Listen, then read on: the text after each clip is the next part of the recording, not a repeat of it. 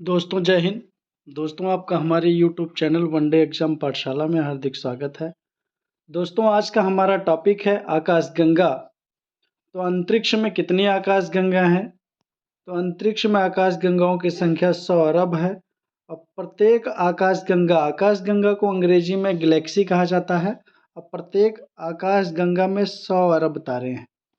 100 अरब। अब हम आप जिस आकाशगंगा में रहते हैं उस आकाशगंगा का नाम मंदाकिनी है। हम मानव या पृथ्वी जिस आकाशगंगा में है उस आकाशगंगा का नाम क्या है? मंदाकिनी, जिसे मिल्की वे या दुग्ध मेखला के नाम से भी जाना जाता है। और हमारी मंदाकिनी का आकार सर्पिलाकार है। कैसा है? सर्पिलाकार। 80%। हमारी मंदाकिनी को सर्वप्रथम किसने देखा? तो गैलीलियो ने देखा था। किसने? गैलीलियो ने। और हमारी नज़दीकी आकाशगंगा, कहने का मतलब हमारी आकाशगंगा के नज़दीकी आकाशगंगा कौन सी है? तो इसका नाम है देवयानी एंड्रोमेडा। और इसके बाद अगली देवयानी या एंड्रोमेडा के नज़दीकी आकाशगंगा कौन सी है? तो NGC 33। NGC 33। दोस्तों नोट करके लिख लीजिएगा, नवीनतम ज्ञात आकाशगंगा कौन सी है? तो ड्वार्फ। नवीनतम ज्ञात आकाशगंगा कौन सी है? ड्वार्फ है।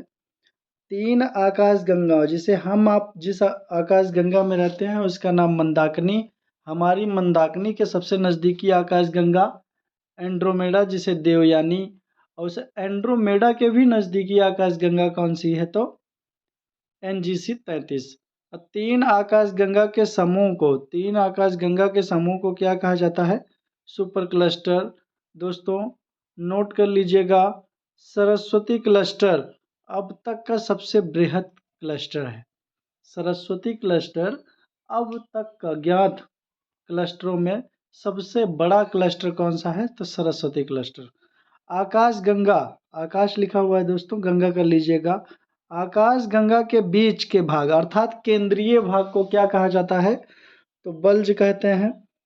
बल्ज में क्या होता है? तो बल्ज में सर्वाधिक तारे होते हैं। कभी कभी पूछ लेगा सर्वाधिक तारे आकाशगंगा में कहाँ होते हैं? तो उसका आंसर रहेगा बल्ज, नहीं तो रहेगा बीच में। और सभी तारे अंत में क्या बनते हैं दोस्तों? तो ब्लैक होल बनते हैं। ब्लैक होल हम पहले ही पढ़ा चुके हैं। सबसे ज़्यादा घनत्व किसका होता है? ब्लैक होल का। जब ऊर्जा 100% लॉस हो जाती है तो ब्लैक होल ही बनता है। सभी तारे अंत में क्या बनते हैं? Black hole. और हमारी आकाशगंगा का या हमारा सबसे नज़दीकी तारा कौन सा है? सूर्य है। हमारा दूसरा सबसे नज़दीकी तारा प्रॉक्सिमा सेंचुरी। यहाँ से क्वेश्चन पूछा जाएगा, सूर्य के नज़दीकी तारा कौन सा है? तो प्रॉक्सिमा सेंचुरी। सूर्य मंदाकिनी का चक्कर, मंदाकिनी हमारी आकाशगंगा का चक्कर सूर्य वामावर्त दिशा में लगाता है। वामावर्त मतलब पश्चिम से पूर्व दिशा में। इसीलिए अपने यहाँ सूर्य जो है पूर्व दिशा में उगता है। और मंदाकिनी का एक चक्कर लगाने में सूर्य को कितने समय लगते हैं? तो लगभग 20 से 25 करोड़ साल, जिसे हम आप ब्रह्मांड वर्ष या कॉस्मिक ईयर से नाम से जानते हैं। कितने स्पीड में लगाता है? तो दोस्तों सूर्य मंदाकिनी का चक्कर 250 किलोमीटर प्रति सेकंड के वेग से लगाता है, तब जाकर के इसे 25 करोड़ साल लगते हैं। अब तारा है, तो तारों में ऊर्जा का क्या डिसाइड है? ऊर्जा किससे मिलती है? अवस्था कौन सी है? तो प्लाज्मा थी। और किसने दी थी? और प्लाज्मा भी कौन सी? तो संलयन प्रोसेस। संलयन प्रोसेस प्लाज्मा में किसने दिया था? तो बोधे ने दिया था। एक वैज्ञानिक थे बोधे।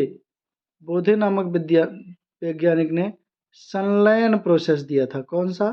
संलयन प्रोसेस। बोधे नामक वैज्ञानिक ने कौन सा प्रोसेस दिया था? संलयन प्रोसेस दिया था। दोस्तों पूछा जाता है तारों का रंग किस पर निर्भर करता है? तो आंसर रहेगा तारों का रंग उनके पृष्ठीय तापमान पर निर्भर करता है। अगर जिस तारे का तापमान ज़्यादा रहेगा वो कैसा चमकेगा? तो नीला। और जिसका कम रहेगा तो लाल। और जिसका मध्यम रहेगा तो वो सफ़ेद। तारामंडल, तारामंडल किसे कहते हैं? तो सूर्य से दूरी पर स्थित तारों को ही तारामंडल कहा जाता है। तारामंडल की संख्या कितनी है? तो 89। दोस्तों फिगर के माध्यम से देख लीजिएगा, जैसे बीच में सूर्य है, सूर्य के बाद जो नज़दीकी तारा है उसे ग्रह, उसके बाद जो बीच में है उसे नक्षत्र, और सर्वाधिक जो दूर है सूर्य से उसे तारा मंडल कहा जाता है। तारामंडल की संख्या कितनी है? 89। 89। इसी में कुछ तारों के बारे में पूछा जाता है। 89 नहीं पढ़ने हैं हमें, आपको कुछ ही पढ़ने हैं। जैसे ध्रुव तारा किस दिशा में होता है? तो ध्रुव तारा उत्तर दिशा में होता है। ध्रुव तारे को ही दिशा सूचक तारा के नाम से जाना जाता है।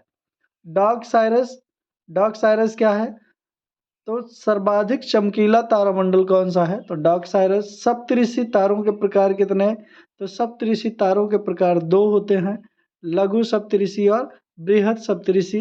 दोस्तों चाहे लघु सप्तऋषि हो या बृहद सप्तऋषि हो, दोनों में तारों की संख्या 7 होती है। हाइड्रा क्या है? सबसे बड़ा तारामंडल कौन सा है? तो हाइड्रा। हंटर तारामंडल किसे कहते हैं? इसी को मृग तारा या शिकारी तारा भी कहते हैं। इसका आकार धनुष के जैसा होता है। आकार कैसा होता है? धनुष के जैसा होता है। नक्षत्र की संख्या कितनी है? जो सूर्य और तारामंडल के बीच में स्थित जो है उन्हें नक्षत्र कहा जाता है। नक्षत्र की संख्या कितनी है? तो 27। रोहिणी क्या है? नक्षत्र है। वृषभान क्या है? नक्षत्र है। इसी में पूछ लेता है राशियों की संख्या कितनी है? तो राशियों की संख्या दोस्तों 12 है और हर महीने का निर्धारण करती हैं। जैसे चूंकि इस साल में कितने मंथ्स होते हैं तो 12, और प्रत्येक राशि 1 महीने का निर्धारण करती है, और यही साल में मिला करके 360 अंश घूम जाती हैं। एक माह में कितने नक्षत्र बीत जाते हैं? तो 2.25 नक्षत्र। ग्रह की संख्या कितनी है? 8। दोस्तों आज का टॉपिक बस इतना ही।